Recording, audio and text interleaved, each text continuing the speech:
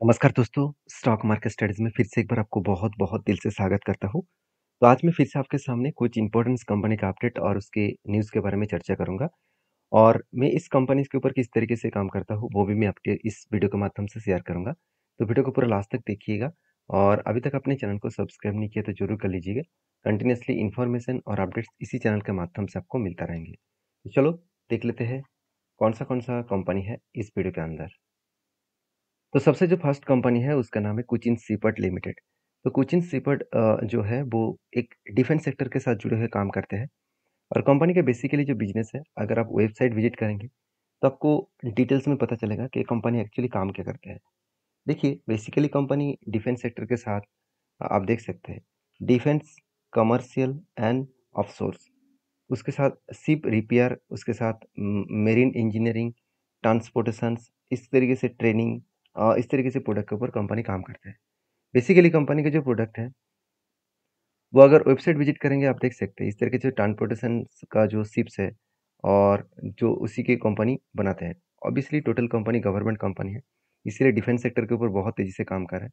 क्योंकि आप देख सकते हैं इस तरीके से डिफेंस का जो शिप है, वही कंपनी बनाते हैं। इस तरीके से डिफेंस का जो शिप्स है, वही कंपनी क्या करते हैं, बनाते हैं और इसका मेंटेनेंस भी करते हैं।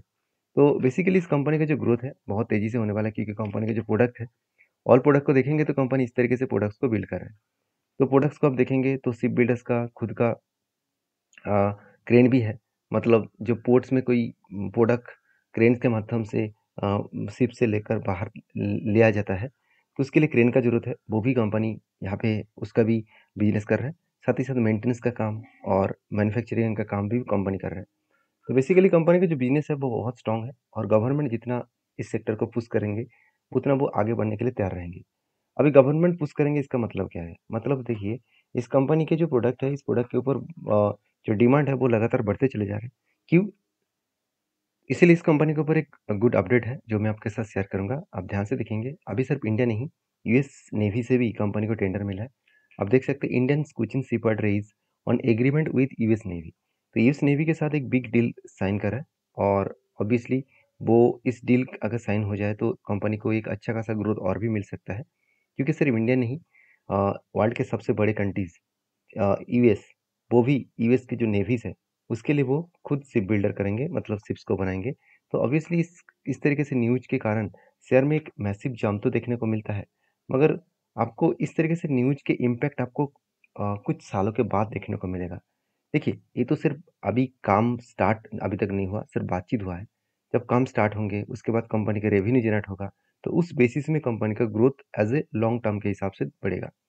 अभी देखिए कंपनी देखा जाए तो बेसिकली कंपनी 27,000 करोड़ की कंपनी है। अभी बहुत छोटा है मेरे हिसाब से। कंपनी का बड़ा होने का बहुत दम है। कंपनी के प्रोमोटर के पास होल्डिंग 72% है और कंपनी टोटली गवर्नमेंट है। सरकार इसका कंपनी है और सरकारी कंपनी है और आरओसी आरओई के एवरेज लेवल के आसपास है। कंपनी का एनुअली इनकम भी अच्छा खासा अभी देखने को मिले। डेप्थ एकदम ना के बराबर है।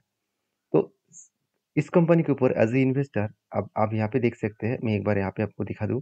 एज़ ए इन्वेस्टर आप देख सकते हैं, प्रोमोटर के पास 72% होल्डिंग है और म्यूचुअल फंड के पास भी 1.87 और एफएस के पास 4% के आसपास इन्वेस्टमेंट है और बाकी 20% पब्लिक के पास इन्वेस्टमेंट है। तो बेसिकली देखा जाए तो कंपनी का जो ग्रोथ है वो अच्छा खासा यहाँ पे इन्वेस्टर खुद की इन्वेस्टमेंट बढ़ा रहा है, एक ही कारण की वजह से, क्योंकि कंपनी डेट फ्री है और साथ ही साथ इस कंपनी का प्रोजेक्ट फ्यूचर में बहुत ज़्यादा ग्रोथ होने का चांसेस है क्योंकि डिफेंस सेक्टर का बहुत तेज़ी से ग्रोथ और भी आने वाला है। तो पहले से एक जर्नी कंपनी कर चुके हैं। वो जर्नी किस तरीके से किया आप इसको ध्यान से देखेंगे तो एक लंबा सा जर्नी आपको देखने को मिलेगा। कोविड के टाइम में इस कंपनी का प्राइस था सिर्फ के सिर्फ ₹100 के आसपास और आज ये कंपनी ₹1000 के ऊपर चल रहा है। मतलब 10 गुना कंपनी प्रॉफिट दे चुके हैं और वो भी 3 से 4 साल के अंदर-अंदर। तो 4 साल में 10 गुना प्रॉफिट मिलना कोई आम बात नहीं है। तो हमेशा आपको इसी तरीके से चीज़ों को समझकर काम करना पड़ेगा, सोचकर काम करना होगा। तो बेसिकली कंपनीज़ के ऊपर जो ग्रोथ है, वो कुछ इस तरीके से देखने को मिला। अभी एक रेंज के हिसाब से कंपनी क्या कर रहा था, काम कर रहा था। फाइनली उस रेंज को क्या किया, ब्रेकआउट किया और जब भी रिटेस्ट किया, जब भी उस रेंज को रिटेस्ट किया, तब मैंने क्या किया, ग्रीन कैंडल के ऊपर एंट्री लिया और मैंने स्टॉप लॉस रखा इस रेंज के नीचे और मैं टारगेट लेके चला 1:3 रेशियो का। मतलब यहाँ पे जितना मेरा स्टॉप लॉस है, उसी की 3 गुना में प्रॉफिट लेके चल रहा हूँ। तो इसी तरीके से मैं प्रॉफिट लेता हूँ एज ए स्विंग बेसिस में। तो अगर मैं एंट्री लेवल से टारगेट लेवल तक देखूँ तो कितना परसेंटेज का रिटर्न मिलने का चांसेस है, वो मैं आपको बता दूँ। अगर 1:3 रेशियो का तो टारगेट हुआ तो 79% के आसपास टारगेट होने का चांसेस है। तो ऑब्वियसली स्टॉप लॉस जो है वो भी आपको अच्छा खासा दिखेगा। मेरे तरफ में जो स्टॉप लॉस लेके चल रहे हो वो भी कोई कम नहीं है, अराउंड 25% के आसपास। तो 25% का स्टॉप लॉस और 75% का टारगेट लेकर मैं चल रहा हूँ। अभी देखना बाकी है कि कंपनी टारगेट देता है कि नहीं देता है। तो आपकी क्या राय है इस कंपनी के ऊपर जरूर कमेंट्स करना। नेक्स्ट जो कंपनी उसका नाम है इंद्रप्रस्थ गैस लिमिटेड, जिसको हम लोग आईजीएल नाम से जानते हैं। देखिए आईजीएल एमजीएल पिछले दिनों में अच्छा खासा धमाका परफॉर्मेंस किए थे और इस कंपनी का जो ग्रोथ है वो धीरे धीरे करके बढ़ता हुआ देखने को मिला है। क्योंकि एक बार इस कंपनी के ऊपर नेगेटिव न्यूज़ आने के कारण एक बिग फॉल देखने को मिला था और मैंने आपको ये भी बताया कि ये जो फॉल है, इस फॉल को देखकर आप चौंक मत जाना, क्योंकि गवर्नमेंट एक अनाउंसमेंट किया जिसके चलते हुए इस कंपनी का हालत बिगड़ गया। सिर्फ इसी का नहीं, आईजीएल के साथ एमजीएल का भी हालत बिगड़ गया था। गवर्नमेंट का अनाउंसमेंट था कि दिल्ली में जितने सारे सीएनजी में चलने वाला गाड़ी है, वो सारे सारे सीएनजी गाड़ियों को बंद करेंगे, उस जगह पे वो ईवीज को मार्केट में लेके आएंगे। और यही कारण की वजह से शेयर के एक बड़ा फॉल देखने को मिला। मगर कंपनी है तो बहुत शानदार, और साथ ही साथ इसका प्रोमोटर जो है वो है गेल इंडिया लिमिटेड। तो गेल और बीपीसीएल इस दोनों बड़े बड़े जो गवर्नमेंट संस्थाएं हैं, वो दोनों गवर्नमेंट संस्था इन द बस आईजीएल का प्रोमोटर है। तो वो क्या इस कंपनी को बर्बाद होने देंगे? बिल्कुल नहीं। तो इसीलिए देखिए किस तरीके से फिर से रिकवरी किया। मैंने आपको ये भी बताया कि एक रेंज के बेसिस में कंपनी ट्रेड कर रहा है। इस रेंज को वो जब भी ब्रेक करेगा वो ऊपर जाने की कोशिश करेंगे। फिलहाल के लिए मैं कोई भी ट्रेड नहीं लिया, क्योंकि मेरा पहले एक ट्रेड था, कुछ इस जगह पे एक ट्रेड बना था। वो ट्रेड कुछ इस तरीके से बने, आप देख सकते हैं, शोल्डर कम हेड कम शोल्डर फिर से शोल्डर। तो इस तरीके से शोल्डर पैटर्न बनने के बाद फाइनली ब्रेकआउट हुआ, ब्रेकआउट कंफर्मेशन भी हुआ और शानदार तरीके से देखिए टारगेट को अचीव किया। तो मैं हमेशा आपको यही बोलता रहता हूँ कि आप जब कोई किसी कंपनी के ऊपर काम करने के लिए चाहे, तो सबसे पहले इस कंपनी के ऊपर कुछ पैटर्न्स बनने दीजिए, कुछ रेंज बनने दीजिए, तब आपको अच्छा खासा ट्रेड मिलेगा। तो हमेशा आप सारी चीज़ों को सीखेंगे तो ही आपको अच्छा ट्रेड मिलेगा। अगर किसी के टिप्स लेकर काम कर रहे हैं आप, अगर मेरे वीडियो देखकर आपको लग रहा है कि मैं टिप्स दे रहा हूँ, ऐसे बिल्कुल नहीं। मैं कोई सेबी रजिस्टर्ड पर्सन नहीं हूँ, मैं आपको कोई टिप्स दूँ। मेरा काम है सारे पॉइंट्स आपके साथ शेयर करना। तो आप इस पॉइंट्स को वेरीफाई करके ही काम करना। तो बेसिकली अभी किस तरीके से ट्रेड बन सकते हैं, देखिए यहाँ पे एक रेंज है, इस रेंज के बेसिस में बात करूँ तो एक कप तो बन चुके हैं। अगर यहाँ से एक हैंडल बटन क्रिएट करे तो एक मैं पॉजिटिवली यहाँ पे एक एंट्री लेने का जरूर सोचूंगा। क्यों मैं एंट्री लूंगा वो भी मैं आपको बता दूं, क्योंकि कंपनी के ऊपर एक अपडेट है, बहुत शानदार अपडेट है। आप देख सकते हैं इंडियाज महानगर जो गैस लिमिटेड है, जो एमजीएल और आईजीएल है, तो दोनों कंपनी के ऊपर बुलिश सिचुएशन देखने को मिला। और बुलिश सिचुएशन कौन बता रहा है? इन्वेस्टर। तो इन्वेस्टर मतलब बड़े बड़े जो इंस्टीट्यूशन है वो बता रहा है, आप खुद ही देख सकते हैं। Brokerage firm Jefferies and HDFC securities stock after 20 price correction follow the current recent fuel price cut। मतलब fuel price कट होने के कारण कंपनीज के ऊपर ग्रोथ बढ़ने का चांसेस है।